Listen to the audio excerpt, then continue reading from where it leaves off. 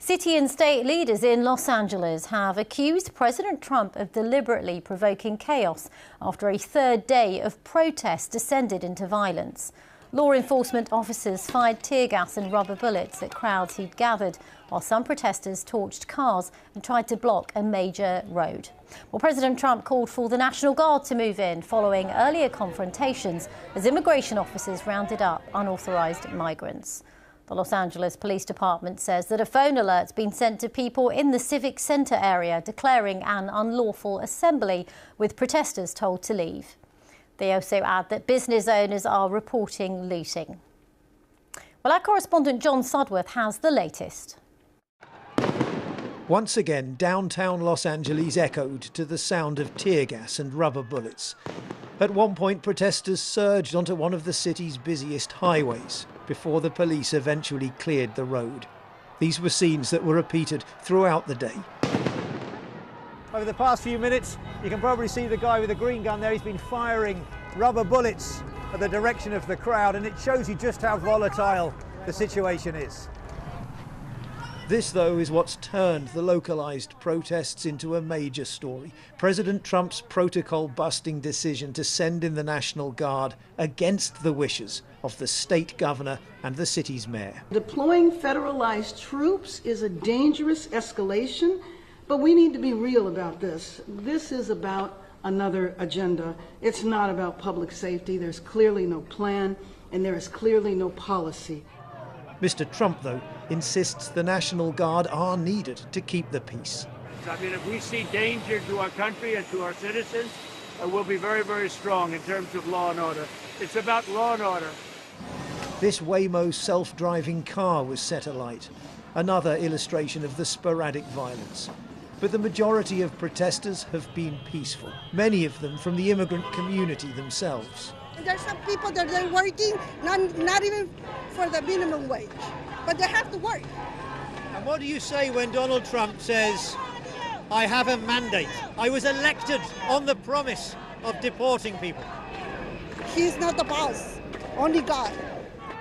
The government, though, insists that the immigration raids will continue, and LA is bracing for more of this. John Sudworth, BBC News, Los Angeles. Well, our reporter Carl Nasman's been monitoring events for us in Los Angeles. He's been speaking to my colleague Sally Bundock. It's still a very fluid situation here tonight in Los Angeles. We've been watching as several police cars and helicopters above us are really trying to tackle some of these pockets of unrest that spread out across this area of downtown Los Angeles tonight. We've seen just in the past a few minutes or so several fires being set. There was a car driving through a crowd. It's just felt slightly out of control, if not very out of control at times. And this is all really spiraling from what we saw earlier today. Right here, this is Highway 101. This is going through the center of Los Angeles, and you can see here still a long line of police cars. These are California Highway Patrol vehicles. They are still parked there guarding the entrance to the highway here, and you can still see obviously that part of the freeway is still shut down to traffic. It's been like that for hours. They are struggling to get this back open. And even hours ago, there were still clashes between some of these patrol officers and demonstrators who were standing above these overpasses that go over the freeway in this section. We saw some very intense clashes. In fact, fires breaking out down below on top of and around some of these police vehicles. Eventually, it seemed police were able to gain the upper hand and move these demonstrators away from this area.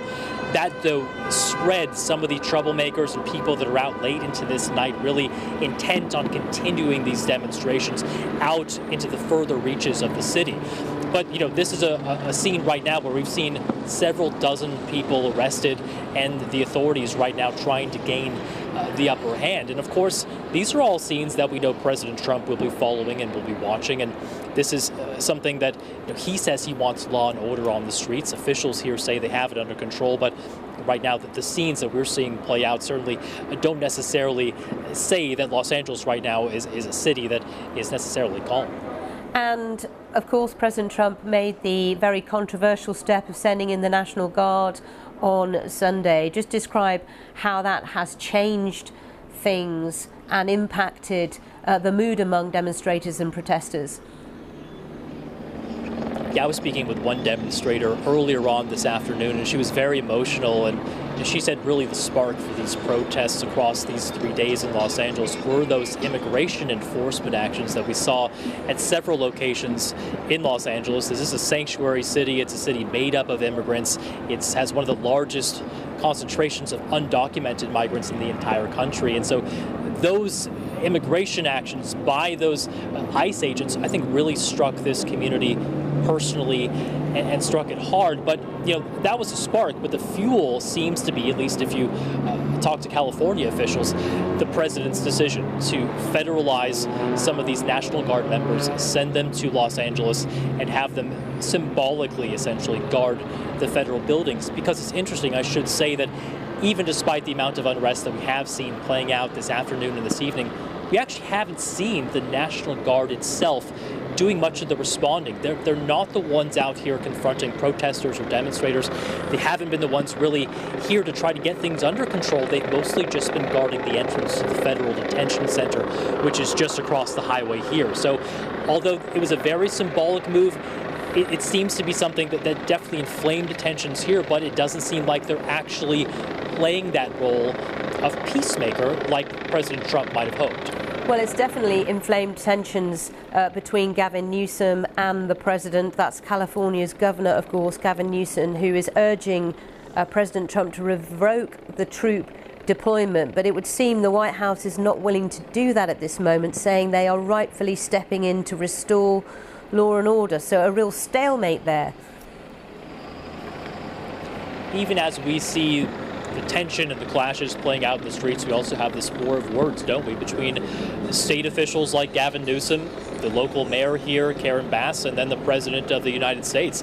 We heard from Gavin Newsom today saying he actually is considering suing the Trump administration tomorrow over that move of deploying California National Guard here into Los Angeles. That's a move that the governor says is his call to make, not the president's. So I think we could see some legal battles that will play out here. This is all kind of unprecedented territory. These are things we have not seen in many decades in the United States.